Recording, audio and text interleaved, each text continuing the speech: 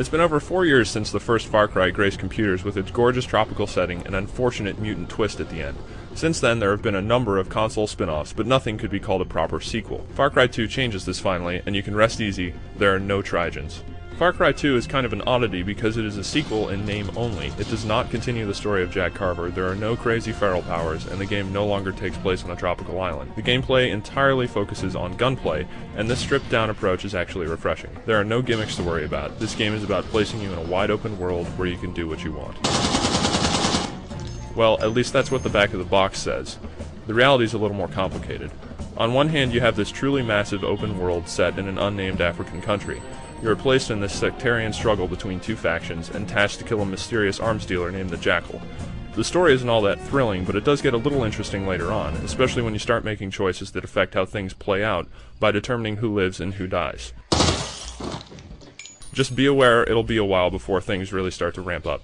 To keep things varied, there are side missions that you can accept from your buddies that add to the overall experience. These friendly NPCs will grant you alternative ways to accomplish missions, and following their lead will upgrade your safe houses with healing items and ammo. The idea is you can build up a bond with your buddy by helping them or healing them when they're writhing on the ground in pain. It becomes an interesting choice whether or not you should risk your well-being to save them in hopes of rewards later, or if you should just let them rot. The artificial intelligence of the enemies is pretty good overall. They'll sometimes lose track of you if you hide, or blindly shoot if they know your general location. Other times they'll jump into jeeps and chase you mercilessly. All of this feels realistic and makes popping them in the head even more satisfying. There are problems, though. Sometimes an enemy will see his friend's head burst like a piñata next to him and not react in any way, or soldiers will just stand idle while being shot. These are not exactly new problems in the FPS genre or in open-world games in general, but it sticks out a little more because the rest of the AI is generally solid. In terms of graphics, this game is quite pretty. The graphics aren't as good on the console, but it really shines on PC. The lighting effects, fire effects, weather effects, and terrain are all excellent.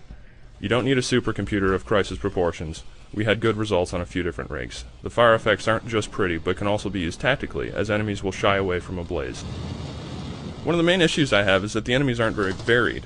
This makes sense given the open-world nature of the game, but you don't get the feeling of progression that you would in a more linear game. Normally you'd shoot a grunt and then work your way up the food chain to armor-clad special ops guy or something like that, but there's none of that in this game. Hence, if you don't experiment with a lot of the guns, then fights can get pretty repetitive.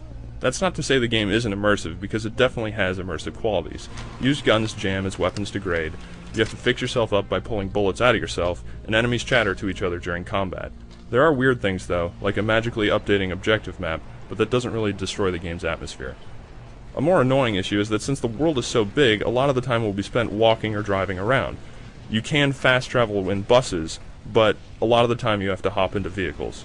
And this won't be that big a deal to anyone who, say, played an MMO, but the vehicles just don't have that much of a feel to them, and it's easy to get hung up on rocks or delayed by guard posts that you frequently pass by. Multiplayer is the standard fare of deathmatch, team deathmatch, capture the flag, and there's a hybrid VIP territories mode, so you know what to expect. Although there really aren't any surprises for the PC and console versions, they do come with a very powerful and easy to use map editor. This is exactly the kind of thing that could lead to a very strong online community, so we're eager to see what people do with it. Far Cry 2 may have very little to do with Far Cry, but it's still an excellent game. It will take you somewhere around 25 hours for the single player, it's challenging, and it's fun. People were wondering if the Far Cry series would be completely overshadowed by Crysis, but that is definitely not the case here. You would be wise to take a stroll through the savannah, just watch out for the zebras.